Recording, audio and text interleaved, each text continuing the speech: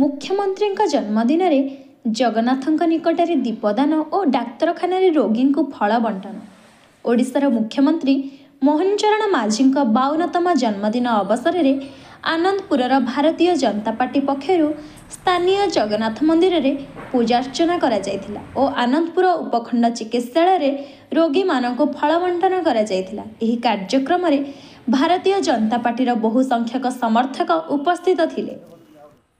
आज आम ओडिशार प्रिय मुख्यमंत्री मोहन चरण माझी जन्मदिन अवसर में आनंदपुर नगर विजय पक्षर आम श्री श्री दधिवान जी मंदिर शुभकामना नहीं आम प्रदीप प्रज्वलन करुचु एवं समस्त कर्मी आम आशा करुचु आगामी दिन में शुभकामना होगा सहित से ओडिशार उन्नति केमती करेंगे यह आम एकांत कामना एवं से दीर्घ जीवनायी हुई एवं ओडिशावासी सफल काम करने आमर यहाँ हूँ कामना।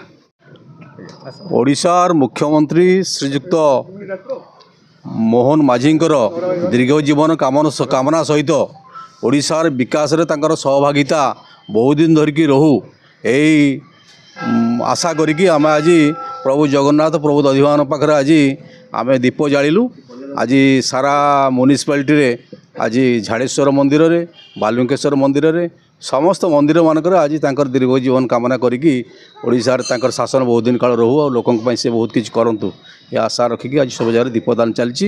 आज उपरबेला आनंदपुर मेडिकल भी फल बंटन रोगी को हम आज निष्पत्ति। Bureau report time TV.